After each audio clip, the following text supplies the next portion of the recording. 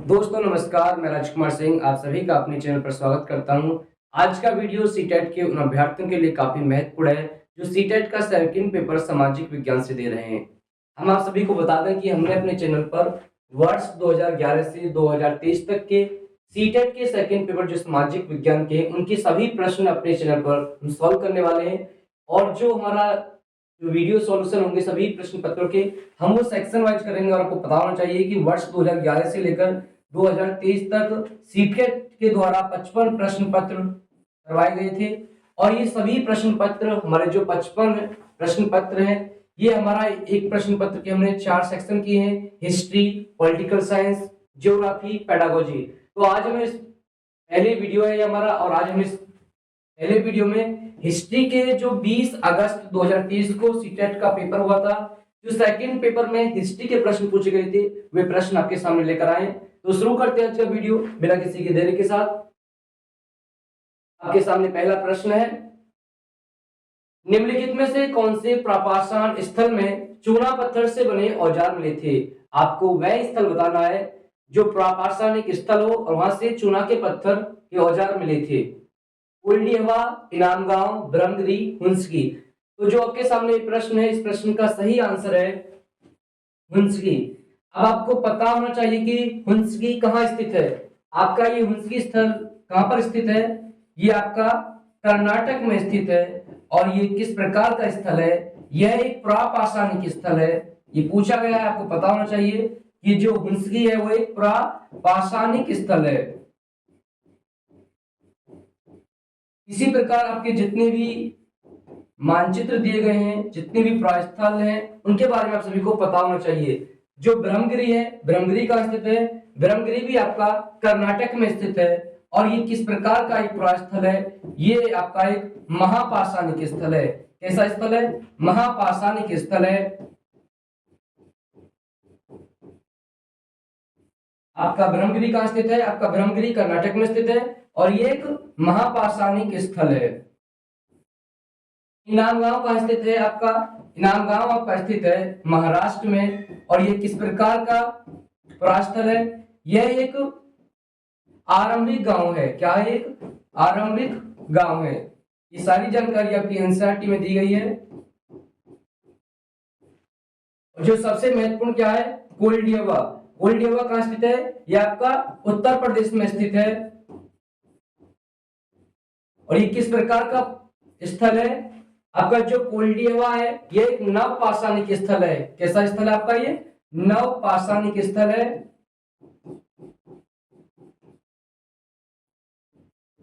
और यहां से चावल के प्राचीनतम साक्ष्य प्राप्त हुए। ये प्रश्न पूछा गया है कि जो चावल के प्राचीनतम साक्ष्य प्राप्त हुए कहां से हुए हैं? चावल के प्राचीनतम साक्ष्य आपके कोलडीहवा से प्राप्त हुए हैं। यहां से क्या प्राप्त हुआ है? चावल के प्राचीनतम साक्ष्य। चावल के प्राचीनतम साक्ष्य कहां से प्राप्त हुए हैं? आपको ध्यान रखना है। चावल के प्राचीनतम साक्ष्य आपके कोलडीहवा से प्राप्त हुए हैं। और कोलडीहवा कहां स्थित है? आपका कोलडीहवा आपका उत्तर प्रदेश में स्थित है। देखिए अगला प्रश्न, निम्नलिखित में से कौन सा महाजनपद के नियमित रूप से कर वसूलने के संदर्भ में सही नहीं है? आपके सामने 4 कथन दिए गए हैं। इनमें से आपको बताना है कि कौन सा कथन सही नहीं है। आखेटकों तथा संग्राहकों को भी जंगल से प्राप्त वस्तुएं राजा को देनी होती थी। ये कथन आपका बिल्कुल सही है। व्यापार में खरीदी व बेची जाने वाली वस्तुओं पर कर लगाया जाता था। ये कथन भी बिल्कुल सही है आपका। चरवाहों को जानवरों या उनके उत्पाद के रूप में कर देना पड़ता था। यह कथन भी सही है आपका। ज्यादातर फसलों पर कर उपज का 1/2 आधा हिस्सा निर्धारित होता था। ये बात गलत है। और क्योंकि जो कर था वो 1/6 था। यही क्या होगा इसका आंसर? डी इसका सही आंसर हो जाएगा। आपको पता होना चाहिए कि 600 ईसा पूर्व भारत में 16 महाजनपद थे। और जो 16 महाजनपद हैं, 16 महाजनपदों का उल्लेख किसमें मिलता है हमको? एक बौद्ध ग्रंथ है जिसका नाम क्या है? अंगुत्तर निकाय। अंगुत्तर निकाय में 16 महाजनपदों का वर्णन मिलता है। और जो 16 महाजनपद कौन कौन से हैं, उनकी राजधानी क्या है, वो आप सभी को याद होनी चाहिए। देखिए अगला प्रश्न, प्रश्न नंबर 3, निम्नलिखित में से कौन से कथन बुद्ध के उपदेशों के संबंध में सही हैं? तो आपको ये बताना कि इनमें से कौन से कथन महात्मा बुद्ध के जो उपदेश थे उनके संबंध में सही है। तीन ऑप्शन दिए गए हैं। हमारे कष्ट और दुख हमारे पिछले जन्मों के परिणाम है, ये कथन बिल्कुल सही है, जो ए है। हमारे कष्ट और दुख हमारी लालसाओं और इच्छाओं की वजह से हैं, ये बात भी बिल्कुल सही है। एक खुशहाल जीवन के लिए बुद्ध के सभी अनुयायियों को उनके उपदेशों को मानना और पालन करना आवश्यक था, ये कथन गलत है। महात्मा बुद्ध ने कहा था कि आप सभी को मेरे उपदेशों का पालन सिर्फ इसलिए नहीं करना है कि वो मेरे उपदेश हैं, आपको जो मेरे उपदेश हैं उन उपदेशों को अपने विवेक के अनुसार मापना चाहिए, और यदि आपको लगता है कि वो उचित हैं, वो आपके लिए लाभदायक हैं, तभी आप उनका अनुकरण करें। तो इसका जो सही आंसर क्या होगा? इसका सही आंसर होगा ए और बी, जो ऑप्शन डी है वो सही हो जाएगा। आपको महात्मा बुद्ध के बारे में कुछ सामान्य जानकारी होनी चाहिए कि जो बौद्ध धर्म के संस्थापक कौन थे, आपको पता होना चाहिए। बौद्ध धर्म के संस्थापक थे महात्मा बुद्ध, और उनको गौतम के नाम से भी लिखा, गौतम भी कहते हैं, सिद्धार्थ भी कहते हैं, ये आप सभी को पता होना चाहिए, और महात्मा बुद्ध भी कहते हैं उन्हें। धर्म के संस्थापक कौन थे? बौद्ध धर्म के संस्थापक थे महात्मा बुद्ध, और उनसे संबंधित आपको 4 स्थल ध्यान रखने हैं। यहां से प्रश्न सीटेट में कई बार पूछा गया है। कपिल वस्तु, जो आपका कपिल वस्तु है, कपिल वस्तु से आपको क्या ध्यान रखना है? कपिल वस्तु से आपको ध्यान रखना है यहाँ पर महात्मा बुद्ध का क्या हुआ था? जन्म हुआ था। बोध गया, बोध गया में क्या हुआ था? बोध गया में महात्मा बुद्ध को ज्ञान की प्राप्ति हुई थी, ज्ञान की प्राप्ति। ये सभी स्थलों से प्रश्न पूछे गए जो हम आपको बता रहे हैं। बोध गया में क्या हुआ था? बोध गया में ज्ञान की प्राप्ति हुई थी। और सारनाथ काफी महत्वपूर्ण है। सारनाथ में क्या हुआ था? सारनाथ में महात्मा बुद्ध ने अपना प्रथम उपदेश दिया था।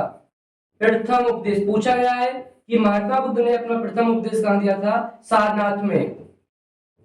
प्रथम उपदेश कुशीनारा, कुशीनारा में क्या हुआ था? कुशीनारा में महात्मा बुद्ध की मृत्यु हुई थी। ये 4 स्थल आपको महात्मा बुद्ध से संबंधित याद रखने हैं, और आपको याद रखना है कि जो महात्मा बुद्ध के उपदेश थे उनकी भाषा क्या थी? उनकी भाषा थी प्राकृत।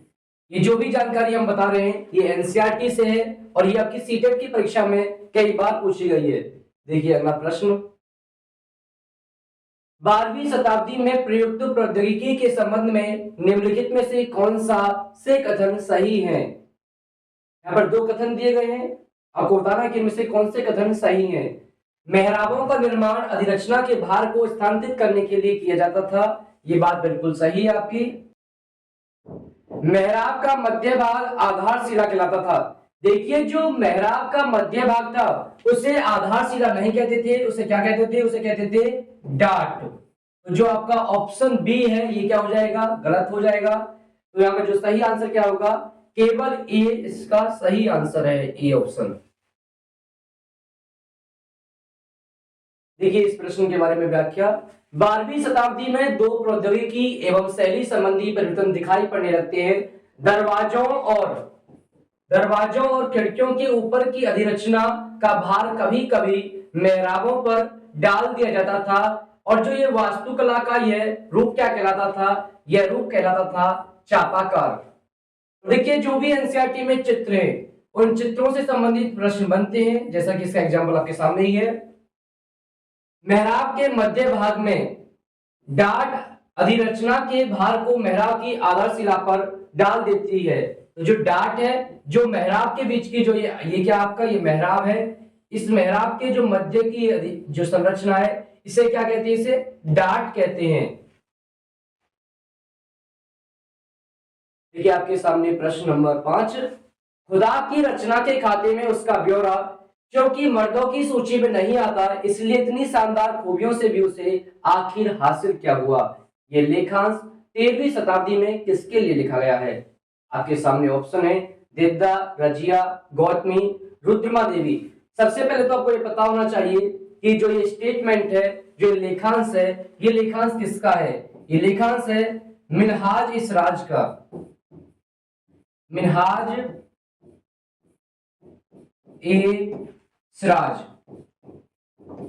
मिनहाज इसराज ने किताब लिखी थी जिसका नाम है तबकात ए नासरी। आपको ध्यान रखना है, तबकात ए नासरी किसकी पुस्तक है?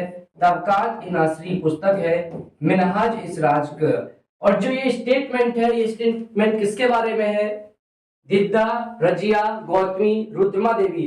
तो ये स्टेटमेंट है रजिया के बारे में। अब देखिए जो दिद्दा कौन थी? दिद्दा कश्मीर की रानी थी। इसका संबंध किससे है? ये कश्मीर की रानी थी, कश्मीर की रानी। और इसका जो टाइम पीरियड है, टाइम पीरियड आपको ध्यान रखना है, कई बार पूछा गया है कि जो आपके सामने दिद्दा, रजिया, रुद्रमा देवी है, इनके टाइम पीरियड दे देते हैं और उनको मैच करने के लिए पूछा जाता है। जो कश्मीर की रानी कौन थी? दिद्दा। और इनका जो टाइम पीरियड क्या था? 980 से लेकर 1003 इनका क्या है? टाइम पीरियड है। ये किसका टाइम पीरियड है? ये आपका दिद्दा का टाइम पीरियड है। और रजिया कौन थी? रजिया शमसुद्दीन इल्तुतमिश की पुत्री थी। और इसका जो टाइम पीरियड है वो क्या है? वो है 1236 से लेकर 1240 तक। और इसका संबंध किस वंश से था? इसका संबंध था आरंभिक तुर्क वंश से, जिसे गुलाम वंश के नाम से भी जाना जाता है।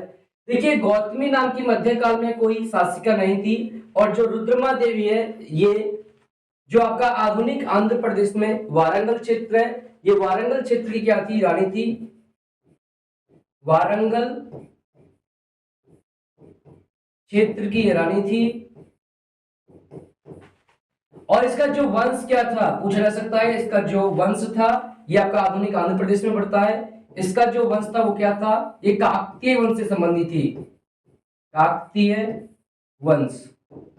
और इसका जो टाइम पीरियड क्या है वो है 1262 से लेकर 1289। ये इतनी जानकारी आप सभी को ध्यान रखनी है। और जो ये स्टेटमेंट किसका है? ये स्टेटमेंट है मिनहाज इस राज का। जो उनकी किताब का नाम क्या है? तबकात ए नासरी। देखिए अगला प्रश्न, मध्यकाल में जनजातीय समूहों के बारे में हमें बहुत कम जानकारी है, क्योंकि देखिए बहुत ही आसान सा प्रश्न है। वे लिखित दस्तावेज नहीं रखते हैं, इसलिए उनके बारे में कम जानकारी उपलब्ध है। इसका जो ए ऑप्शन है यही क्या है? इसका ए ऑप्शन इसका सही है, क्योंकि वो लिखित दस्तावेज नहीं रखते थे इसलिए उनके बारे में कम जानकारी उपलब्ध है। वे उन इलाकों में नहीं रहते थे जहां मध्यकालीन शासक गए, ये बात गलत है। ब्रिटिश शासन के स्थापित होने के बाद ही वे लोगों की नजरों में आ पाए, ये भी गलत है। उनके बारे में जानकारी ब्रिटिश लोगों के आने से पहले भी थी लोगों को। वे अलगाव में थे और एकांत में रहते थे, वे अलगाव में नहीं थे। उनका जो मध्यकाल के जो महत्वपूर्ण नगर थे, शहर थे, उनके साथ उनका संबंध था। तो इसका जो ए ऑप्शन है यही क्या है? यही सही है। देखिए प्रश्न नंबर 7, ये भी आसान प्रश्न है। 16वीं और 17वीं शताब्दियों में यूरोपीय बाजारों में भारतीय कपड़ों की मांग में तेजी आने से भारत के बुनकरों में निम्नलिखित परिवर्तन आए। आपको बताना है कि जो 16वीं और 17वीं शताब्दी में जो यूरोपीय बाजारों में जब भारतीय कपड़ों की मांग बहुत ज्यादा बढ़ गई, तो भारत के जो बुनकर थे उनके जीवन में कौन कौन से परिवर्तन हुए? अधिकाधिक लोगों ने कताई, धुलाई और रंगाई का धंधा अपना लिया। ये स्टेटमेंट आपका पहला बिल्कुल सही है। ए, शिल्पकारों के कामकाज की स्वतंत्रता में बढ़ोतरी। देखिए जो बुनकर थे या जो शिल्पकार थे उनके कामकाज की स्वतंत्रता में बढ़ोतरी नहीं हुई, ये बात भी क्या है? गलत है। डिजाइनों में बहुलता और शिल्पकारों की कलात्मकता में बढ़ोतरी, ये बात भी गलत है। सिर्फ क्या हुआ था? सिर्फ अधिकांश लोग क्या करते, जो कताई, धुलाई और रंगाई का काम था उन्होंने अपना लिया था। एजेंट से पहले ही पेशगी लेकर काम करने की नई प्रणाली, ये बात भी सही है कि जो एजेंट थे कंपनी के, जो कामगार थे, जो कताई, धुलाई और जो बुनाई का काम करते थे, रंगाई का, जो ये एजेंट थे उन्हें पहले पैसा दे देते थे और जब माल बनता था तो उस माल को यही सस्ते दामों में खरीद लिया करते थे। जो आपका ए और डी सही आंसर है, तो ए और डी आपका किसमें आंसर है? तो जो आपका ऑप्शन ए है ये सही हो जाएगा, ए और डी। देखिए प्रश्न नंबर 8, ये भी बहुत ही आसान प्रश्न है। देखिए ये डिक्टो प्रश्न आपके एनसीईआरटी से पूछे गए हैं, और जब तक आप एनसीईआरटी का अध्ययन नहीं करेंगे तो आपके ये प्रश्न सही नहीं होंगे। और आपको ध्यान रखना है, जो सीटेट की परीक्षा होती है उसमें आपके फैक्चुअल और जो डिस्क्रिप्टिव प्रश्न है, जो डिक्टो आपके एनसीईआरटी से बनाए जाते हैं, वो पूछे जाते हैं। जैसे जैसे नील का व्यापार बढ़ा, व्यावसायिक प्रतिनिधि तथा कंपनी के कर्मचारी भी नील उत्पादन में निवेश करने लगे। जो आपका अभी कथन ये है बिल्कुल सही है।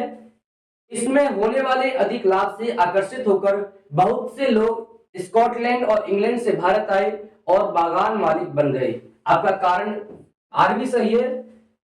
बाकी ऑप्शन देखिए, आपके ए और आर दोनों सही है।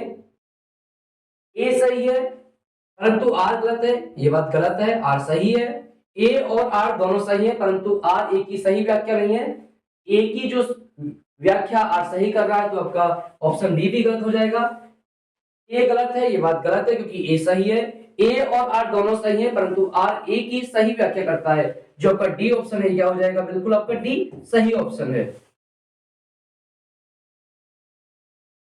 देखिए प्रश्न नंबर 9, निम्न जातियों की दुर्दशा पर ज्योतिराव फूले की 1873 में आई किताब समर्पित है।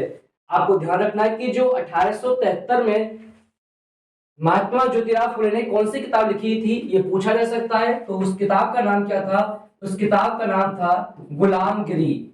आज से पूछा जा सकता है कि जो गुलामगिरी है, गुलामगिरी किसकी पुस्तक है? तो गुलामगिरी पुस्तक किसकी है? ज्योतिराव फूले की। और ये कब लिखी गई थी? ये 1873 में लिखी गई थी। और ये किनको समर्पित थी? ऑप्शन है आपके सामने, भारत के उपनिवेशवाद विरोधी आंदोलन के राष्ट्रवादियों को, गलत है। भक्ति गायकों को, ये भी गलत है। अमेरिकी गृह युद्ध में दास प्रथा का विरोध करने वाले कार्यकर्ताओं को, ये बात बिल्कुल सही है। ब्रह्म समाज सुधारकों को, ये बात गलत है। आपको ज्योतिराव फूले के बारे में कुछ जानकारी और ध्यान रखनी है जो परीक्षा में पूछी जाती है। सबसे पहले तो आपको यही ध्यान रखना है कि इनका जन्म कब हुआ था। ज्योतिराव फूले का जन्म कब हुआ था? इनका जन्म हुआ था 1827 में। और इन्होंने शिक्षा कहां प्राप्त की थी? ये पूछा गया कई बार। इन्होंने शिक्षा कहां प्राप्त की थी? इन्होंने शिक्षा प्राप्त की थी जो ईसाई प्रचारकों के द्वारा स्कूल खोले गए थे, उन स्कूलों में इन्होंने शिक्षा प्राप्त की थी। ईसाई प्रचारकों